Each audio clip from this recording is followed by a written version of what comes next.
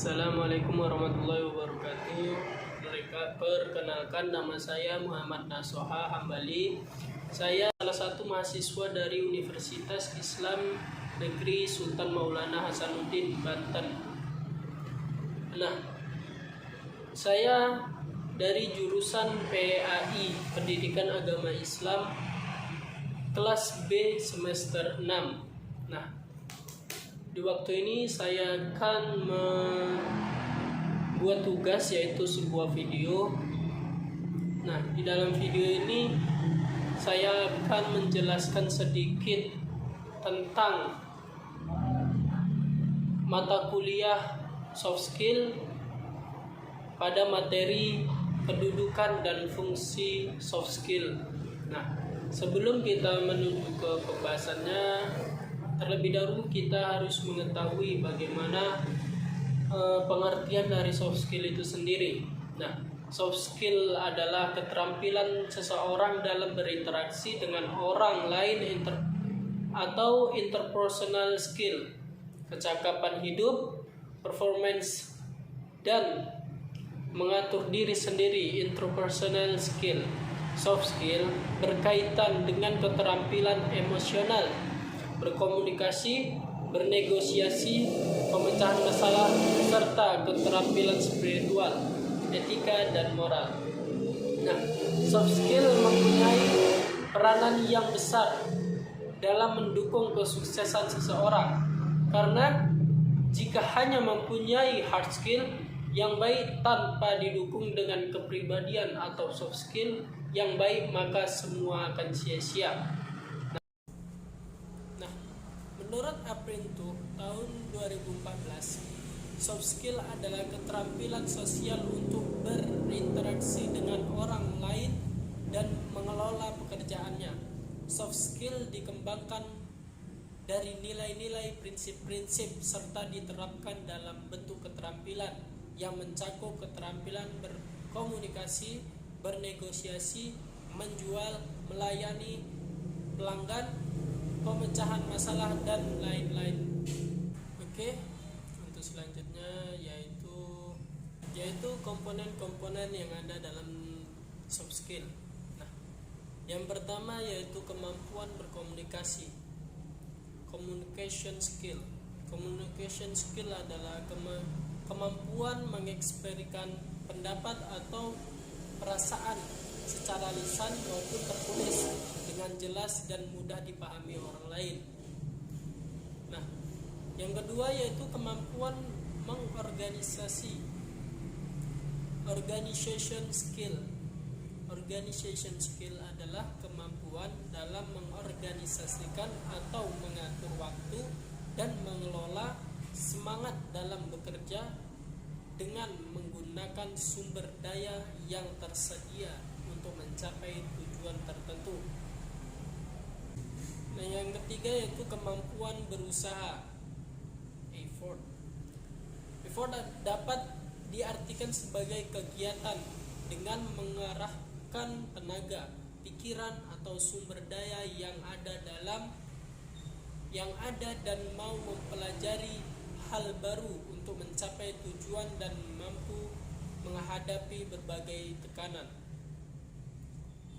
Nah, yang keempat yaitu kemampuan bekerja sama, group skill. Nah, group skill merupakan kemampuan dalam bekerja sama dengan orang lain dalam sebuah tim dan memiliki interpersonal yang baik dengan sesama anggota tim. Nah, yang terakhir yaitu sikap dan moral, etis. Sikap moral dan etika berperan penting dalam beberapa atribut soft skill. Dua di antaranya yaitu decision making dan conflict management. Perbedaan antara soft skill dan hard skill. Nah, perbedaan soft skill dan hard skill. Untuk mengenal perbedaan soft skill dan hard skill, Anda sebaiknya memahami terlebih dahulu pengertian dari keduanya. Pada dasarnya, pengertian hard skill adalah kemampuan yang dimiliki seseorang untuk menunjang suatu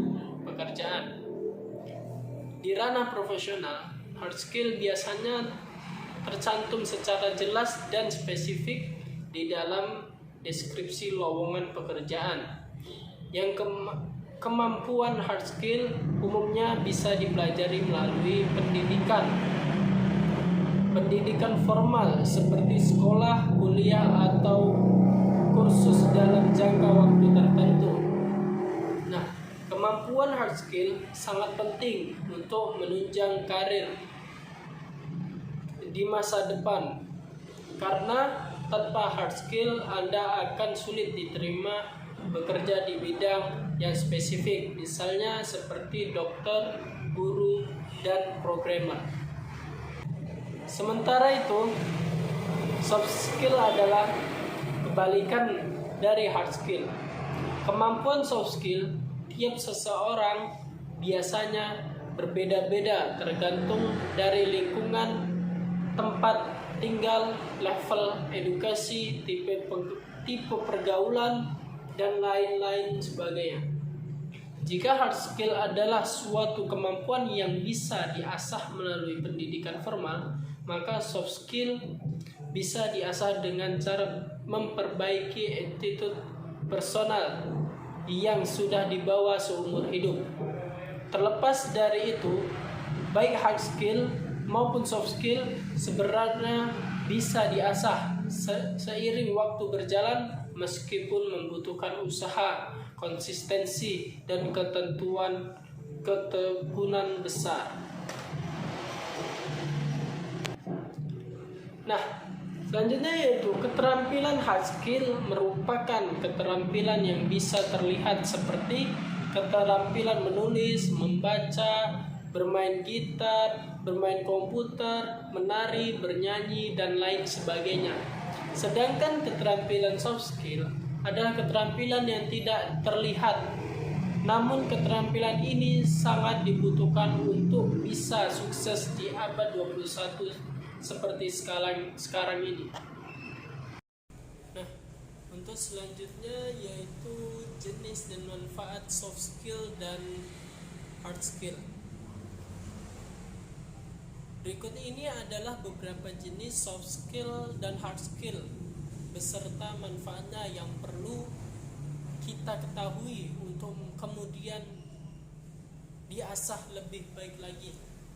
Nah, yang pertama yaitu mengenai soft skill, ada keterampilan berkomunikasi, communication skill. Nah, ketika kita mampu untuk berkomunikasi secara baik, maka tentunya kita semua memiliki kemampuan untuk mengelola informasi serta baik juga dalam bentuk lisan maupun tulisan. Selain itu, dengan keterampilan komunikasi, kita juga berpeluang besar untuk mendapatkan informasi secara tepat dan akurat, sehingga nantinya bisa dipahami dengan mudah untuk orang lain. Kemampuan ini akan semakin baik jika kita terus mengasahnya dan bisa memberikan dampak yang positif bagi lingkungan sekitar. Yang kedua yaitu people management. Mengasah keterampilan manajemen ini tidak bisa dilakukan hanya di satu tempat saja. Mengingat bahwa yang kedua yaitu people management. Mengasah keterampilan manajemen ini tidak bisa dilakukan hanya di satu tempat saja. Mengingat bahwa organisasi selalu mengalami perubahan seiring berjalannya waktu. Sehingga kita perlu untuk memperhitungkan gaya manajemen yang alami dikombinasikan dengan metode-metode yang lebih terstruktur agar bisa menjadi pengisi dalam kesenjangan. Nah, yang selanjutnya yaitu menyelesaikan masalah dan berpikir kritis, problem solving and critical thinking. Nah, keterampilan ini adalah hasil dari pengombinasian kemampuan analisis dan mengidentifikasi suatu permasalahan serta tidak memberikan solusi serta bisa memberikan solusi lainnya untuk menyelesaikan masalah tersebut. Dalam hal ini, keterlibatan nalar yang logis sangatlah penting. Dengan begitu, masalah pun bisa diselesaikan lebih efektif dan efisien. Nah, yang selanjutnya yaitu jenis hard skill. Hard skill ini tidak kalah penting dengan soft skill yang bisa meningkatkan produktivitas serta efisiensi kita dalam suatu pekerjaan. Dalam hal ini diperlukan keahlian khusus yang bisa diandalkan oleh seseorang dalam mendukung keberhasilan pekerjaannya. Nah, hard skill lebih berfokus pada tindakannya nyata berupa proses penyelesaian suatu tugas yang menjadi tanggung jawab kita. Nah, contoh dari hard skill yang harus kita ketahui dan kita kembangkan yaitu diantaranya adalah sebagai berikut. Nah, yang pertama yaitu hard skill komunikasi.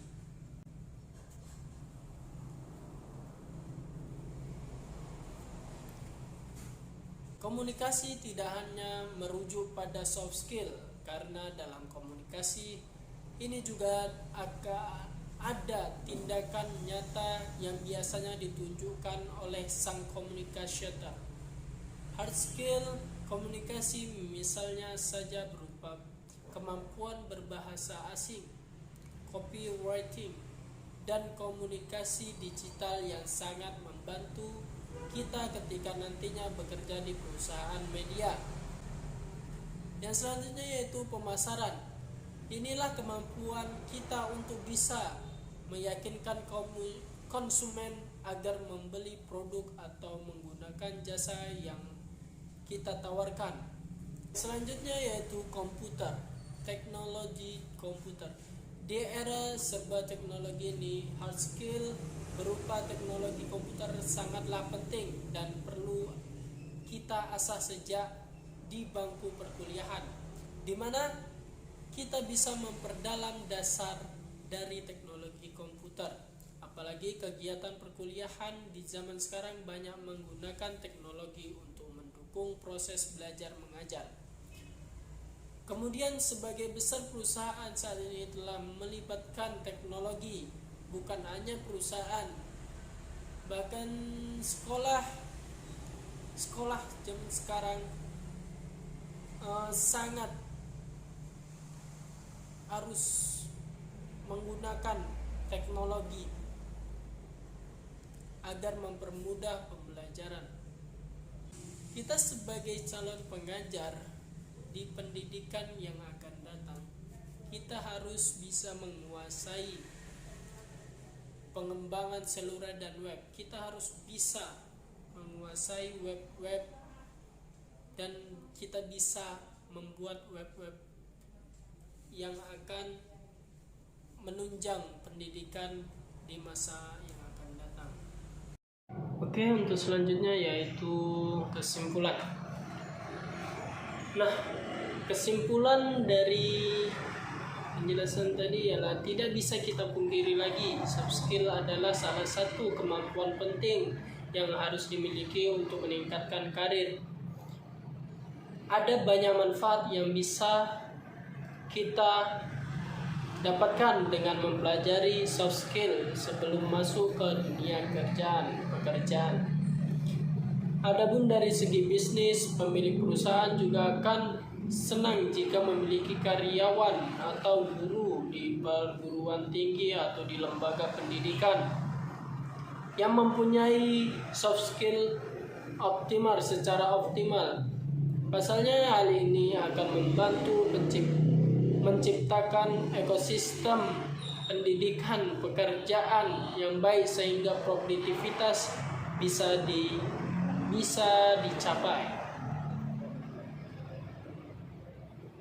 Selain soft skill, hard skill juga sangat perlu dibutuhkan oleh seorang pekerja, karyawan maupun seorang guru.